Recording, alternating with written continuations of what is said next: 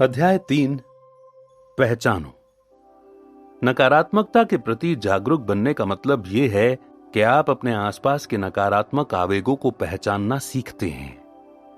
हमारे सन्यासी गुरुओं ने हमें खुद की नकारात्मकता से निपटने का एक बड़ा अच्छा तरीका बताया था। उन्होंने हमसे कहा कि 1 सप्ताह तक शिकायत न करें, तुलना न करें या आलोचना न करें। हम जितनी बार भी अपनी इस कोशिश में नाकाम रहे, हम उसकी संख्या लिख लें। लक्ष्य यह था कि हर दिन की संख्या पिछले दिन की संख्या से कम रहे। हम इन प्रवृत्तियों के बारे में जितना ज्यादा जागरूक बनते हैं, हम उनसे उतने ही ज्यादा मुक्त हो सकते हैं। इसे आजमाएं। अपनी नकारात्मक टिप्पणियों की ऑडिट करें। आप 1 सप्ताह में कितनी नकारात्मक टिप्पणियां करते हैं, उनका हिसाब रखें। देखें कि क्या आप अपनी दैनिक संख्या को कम कर सकते हैं। लक्ष्य 0 पर आना है। आपके नकारात्मक विचारों और टिप्पणियों की सूची बनाने का फायदा यह होगा कि आपको उनके स्रोत पर मनन करने में मदद मिलेगी।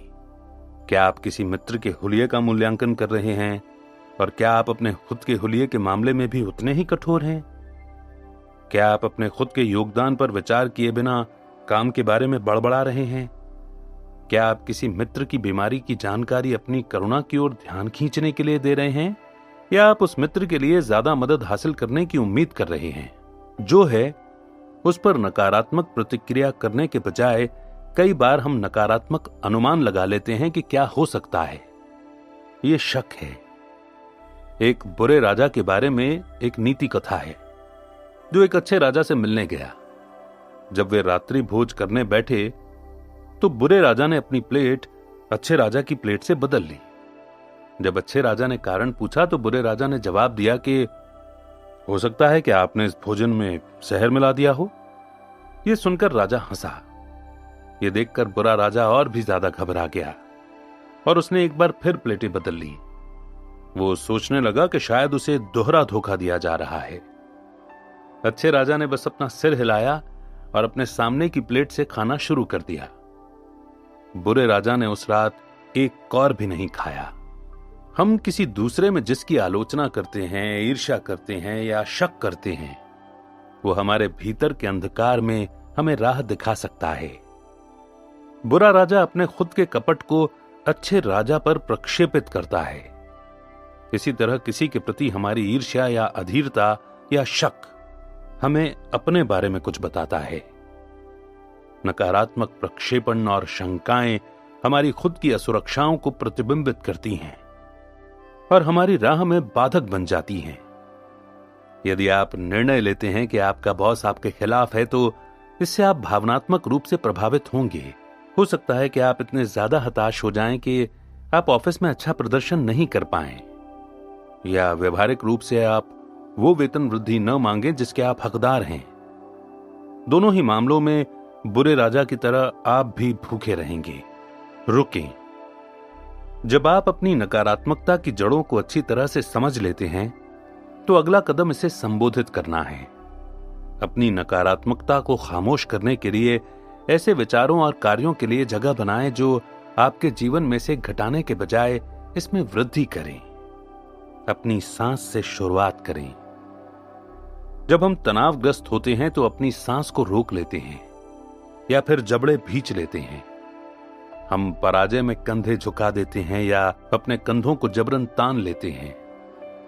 पूरे दिन अपनी शारीरिक स्थिति का अवलोकन करें कि क्या आपका जबड़ा कसा हुआ है, क्या आपकी भवें तनी हुई हैं। ये संकेत है कि हमें सांस लेने और शारीरिक व भावनात्मक रूप से खुद को ढीला करने की जरूरत है। भगवत गीता में भाषा के संयम का जिक्र किया गया है। इसमें कहा गया है कि हमें केवल वही शब्द बोलने चाहिए जो सत्य हों, सबके लिए लाभकारी हों, सुखद हों और दूसरों के मन को आंदोलित न करते हों।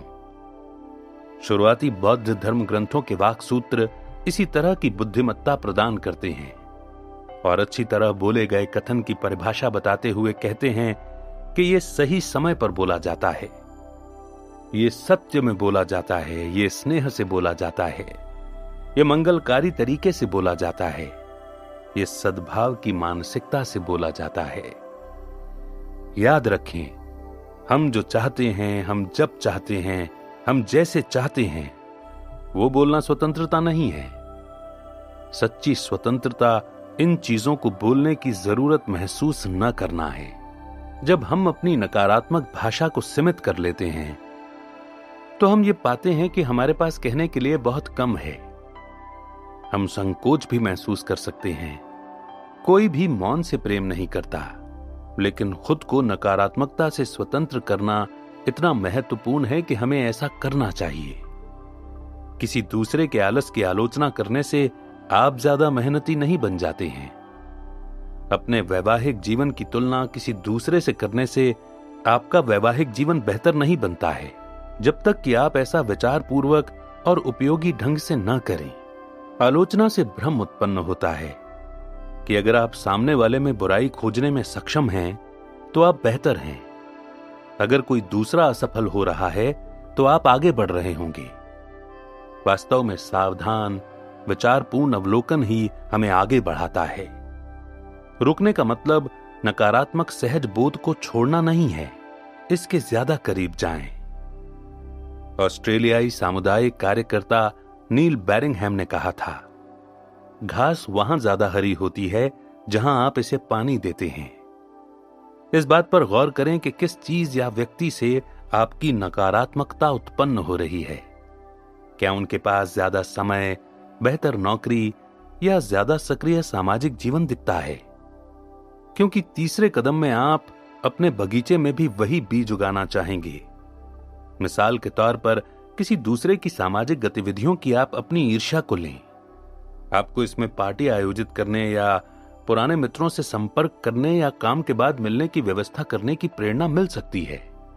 अपने महत्व को खोजना महत्वपूर्ण है, लेकिन इसकी तलाश दूसरों की ईर्ष्या में ना करें। इसके बजाय वो इंसान बनकर ये काम करें जो हम बनना चाहते हैं।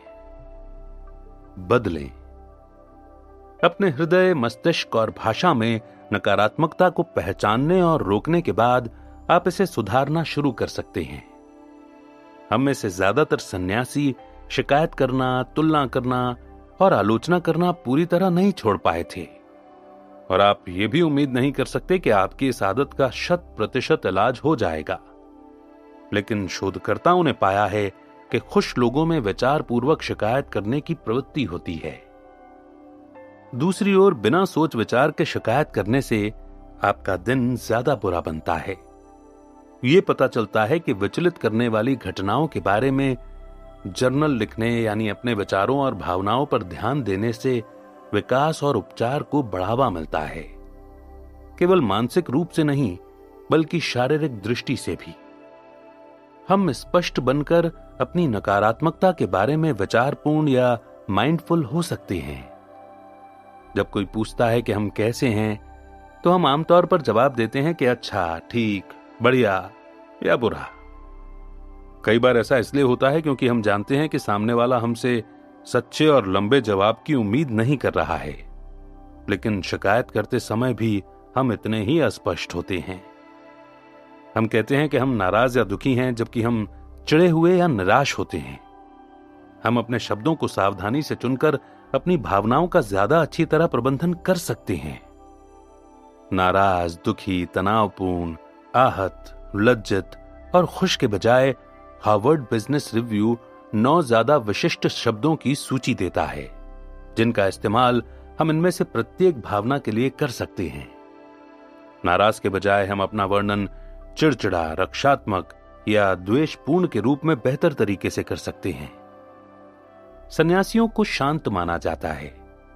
इसका एक कारण यह भी है कि उन्हें अपने शब्दों को बड़ी सावधानी से चुनने का प्रशिक्षण दिया जाता है, जिसमें थोड़ा समय लगता है।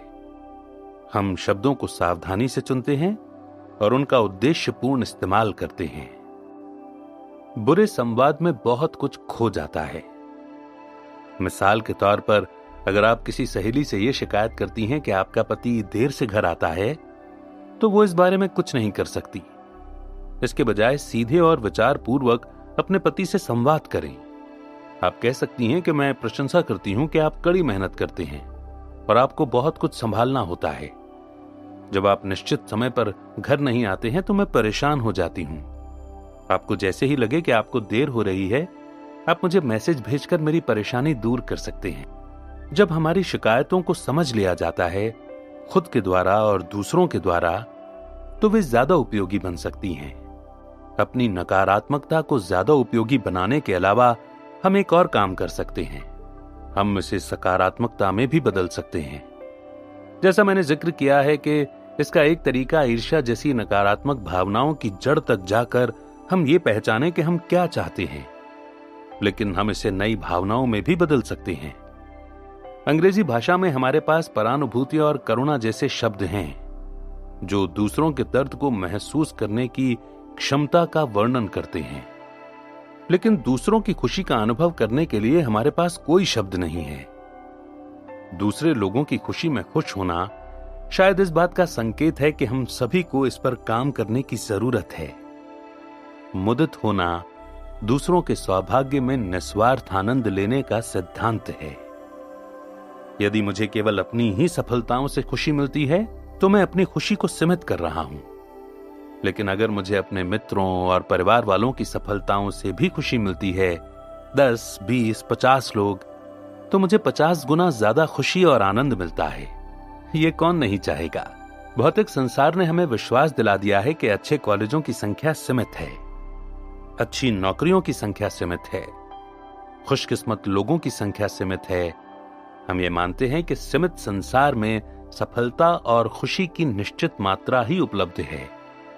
इसका मतलब यह है कि अगर दूसरे लोग सफल या खुश हैं तो हमारे सफल या खुश होने की संभावना घट जाती है। लेकिन सन्यासी ये मानते हैं कि जब खुशी और आनंद की बात आती है तो हमेशा एक सीट होती है जिस पर आपका नाम होता है। दूसरे शब्दों में, आपको इस बारे में चिंता करने की जरूरत नहीं है कि कोई दूसरा आपकी जगह ले लेगा।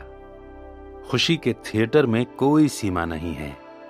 जो भी मुदित होना चाहता है वो शो देख सकता है। असीमित सीट हैं, इसीलिए पीछे रह जाने का कोई डर नहीं है। राधानाथ स्वामी मेरे आध्यात्मिक गुरु हैं और उन्होंने द जर्नी होम सहित कई पुस्तकें लिखी हैं। एक बार मैंने उनसे पूछा था कि संसार में इतनी ज्यादा नकारात्मकता है, फिर हम शांत कैसे रहें और सकारात्मक शक्ति कैसे बने? उनका जवाब था, हमारे चारों तरफ हर जगह प्रदूषण है, परिवेश में, राजनीतिक माहौल में, लेकिन इसका स्रोत लोगों के हृदय में है। जब तक हम अपने खुद के हृदय के पर्यावरण की सफाई नहीं करते हैं और दूसरों को भी ऐसा ही करने के लिए प्रेरित नहीं करते हैं, तब तक हम परिवेश को प्रदूषित करते रहेंगे। लेकिन अगर हम अपने हृदय को शुद्ध कर लेते हैं तो हम अपने आसपास के संसार में भारी शुद्धता का योगदान दे सकते हैं। इसे आजमाएं। विपरीत ईर्ष्या। 5 लोगों की सूची बनाएं जिनकी आप परवाह करते हैं, लेकिन जिनके साथ आप प्रतिस्पर्धा भी करते हैं। उनमें से प्रत्येक के प्रति ईर्ष्या महसूस करने का कम से कम एक कारण बताएं। कोई चीज जो उन्होंने हासिल की है जिसमें कि वे बेहतर हैं, कोई ऐसी चीज जो उनके लिए अच्छी रही है। क्या उस उपलब्धि ने सचमुच आपसे कुछ छीना? अब इस बारे में सोचें कि आपके मित्र को कैसे लाभ हुआ। इस उपलब्धि से उन्हें जो भी अच्छी चीजें मिली हैं, हर अच्छी चीज का मानसिक चित्र देखें। क्या आप इन चीजों में किसी को कम करना चाहेंगे?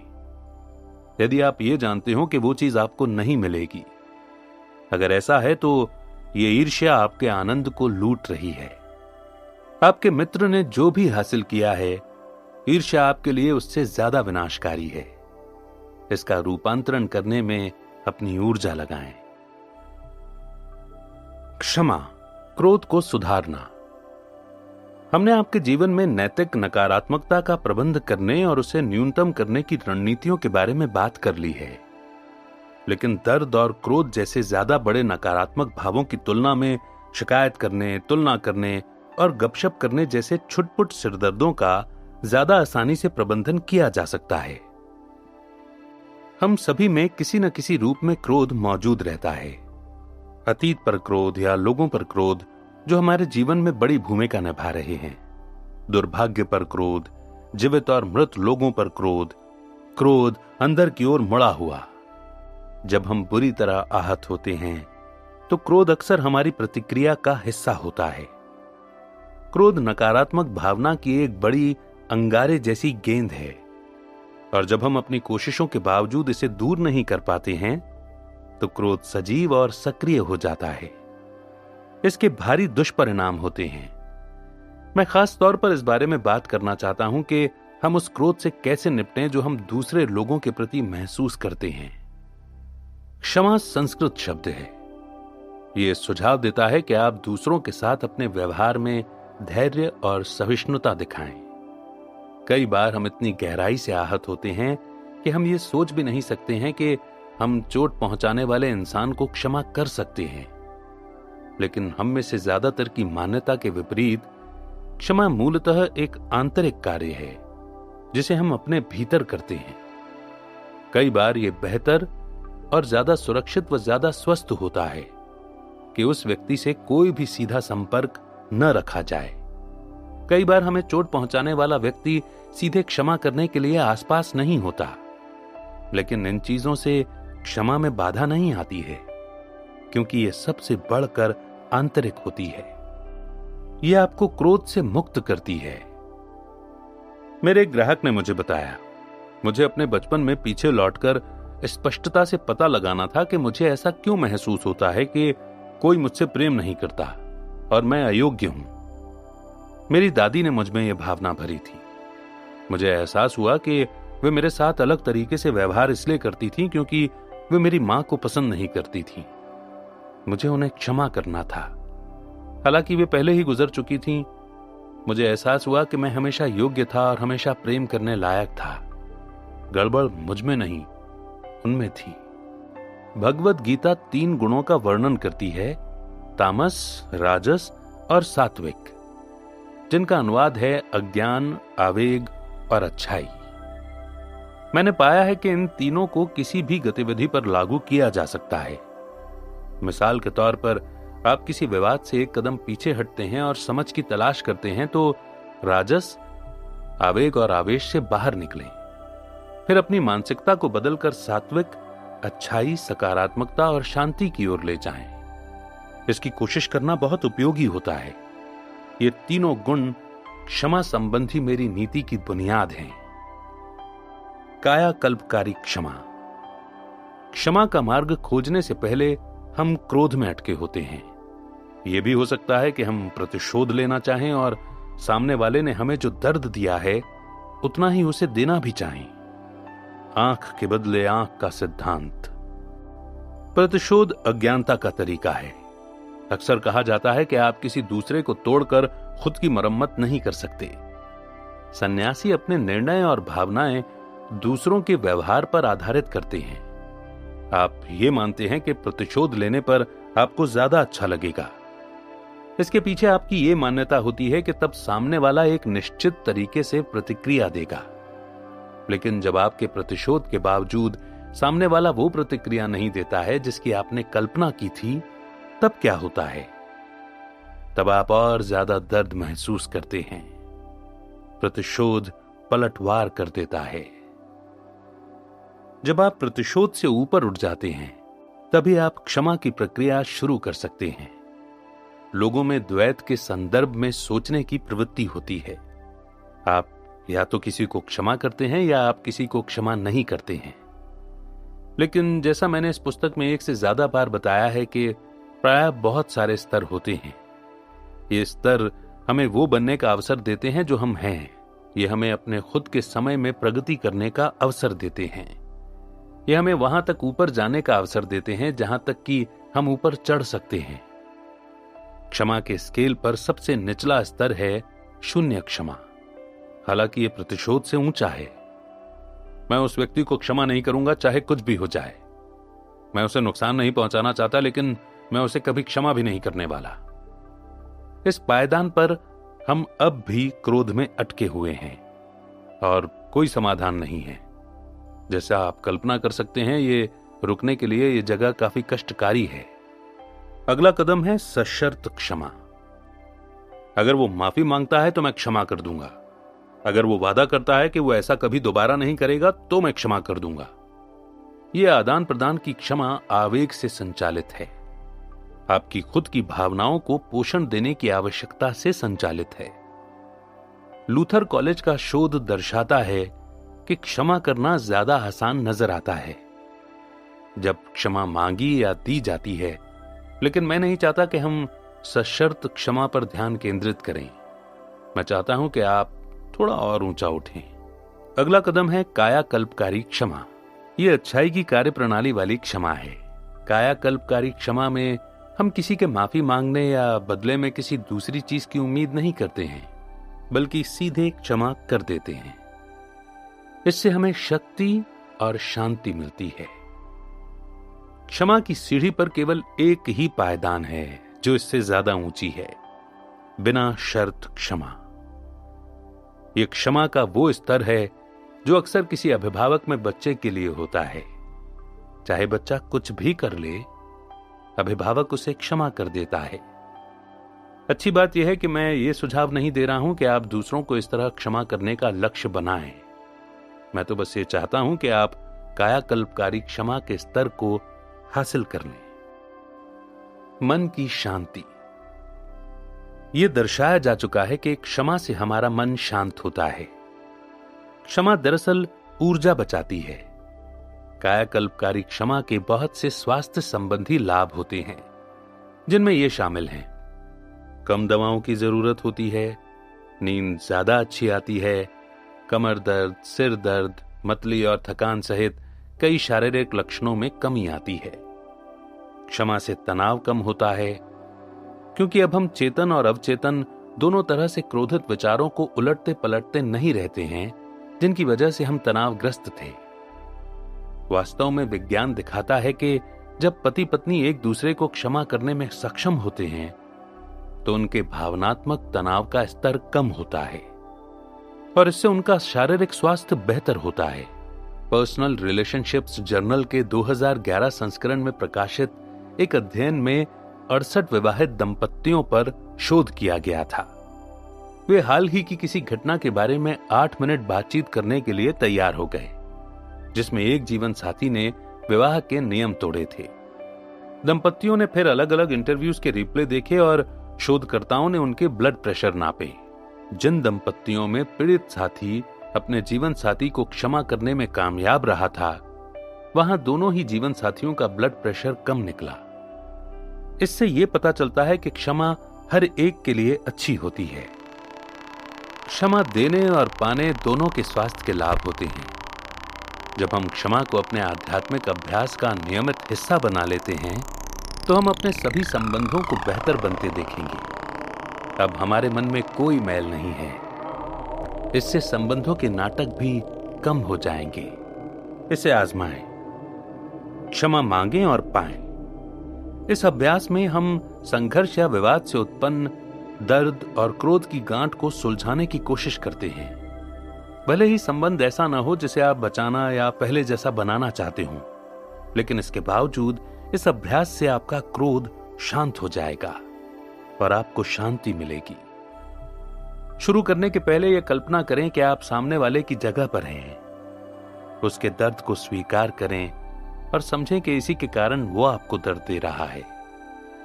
फिर क्षमा का पत्र लिखें। एक सूची बनाएं कि आपने किस किस तरह से सामने वाले के साथ गलत किया हो सकता है। ईमानदारी से और स्पष्ट रूप से सामने वाले को क्षमा करना संबंध का उपचार करने की दिशा में काफी दूर तक जाता है। हर बिंदु को इस तरह से शुरू करें: मैं आपको डैश डैश डैश के लिए क्षमा करता हूं। तब तक बढ़ते रहें जब तक कि इस सूची में हर बिंदु शामिल न हो जाए। हम ये पत्र सामने वाले को भेज नहीं रहे हैं, इसलिए अगर कोई चीज बार बार आपके मन में आए तो आप उसे दोबारा भी लिख सकते हैं। आप जो कहना चाहते थे लेकिन आपको कभी उसका मौका नहीं मिला, हर उस चीज को लिख लें। आपको क्षमा महसूस करने की जरूरत नहीं है। इस वक्त जब आप इसे लिखते हैं तो आप दर्द को ज्यादा स्पष्टता से समझ रहे हैं, ताकि आप धीरे धीरे इसे बाहर जाने दे सकें। 2. अपनी खुद की कमियों को स्वीकार करें। विवाद की स्थिति या संघर्ष में आपकी क्या भूमिका थी। सूची बनाएं कि आपने किस तरह सामने वाले के साथ गलत किया हो सकता है।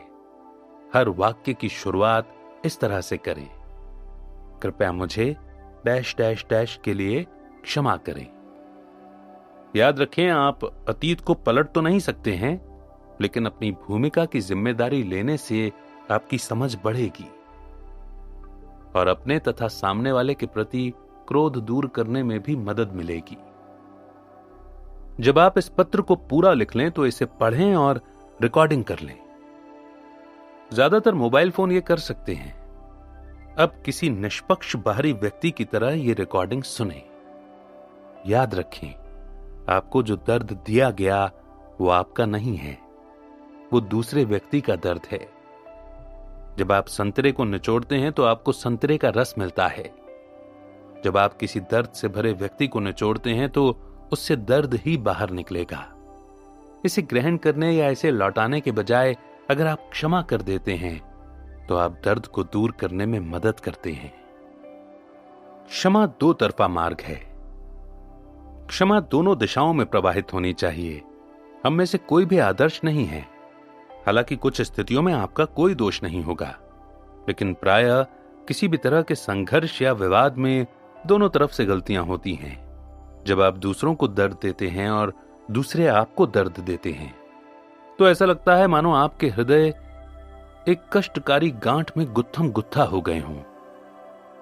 जब हम क्षमा करते हैं तो हम अपने दर्द को सामने वाले के दर्द से अलग करना शुरू करते हैं और भावनात्मक दृष्टि से अपना उपचार शुरू करते हैं। लेकिन जब हम साथ ही क्षमा भी मांगते हैं तो गांठ खुल जाती है। यह थोड़ा पेचीदा होता है क्योंकि हमें दूसरे लोगों में दोष खोजने और फिर उस दोष को क्षमा करने में ज्यादा आसानी होती है। हम अपनी गलती मानने और उसकी जिम्मेदारी लेने के आदी नहीं होते। स्वयं को क्षमा करना। कई बार हम अपने पुराने कार्यों पर ग्लानि या शर्म महसूस करते हैं क्योंकि वे कार्य हमारी वर्तमान नैतिकता और मूल्यों के अनुरूप नहीं थे या अब नहीं हैं। अब जब हम अपने पुराने स्वरूप को देखते हैं तो हम उसके निर्णयों से सहमत नहीं होते। दरअसल ये अच्छी बात है। कारण यह है कि हम अपने अतीत की वजह से इसलिए आहत हैं क्योंकि हमने उसके बाद प्रगति कर ली है।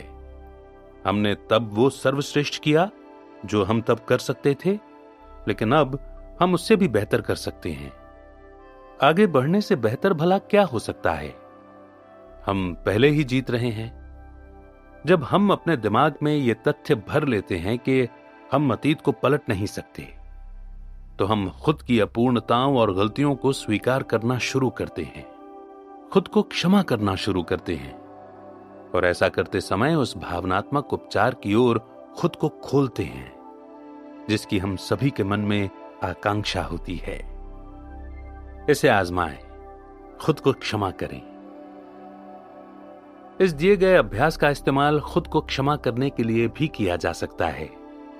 मैं खुद को डैश डैश डैश के लिए क्षमा करता हूं।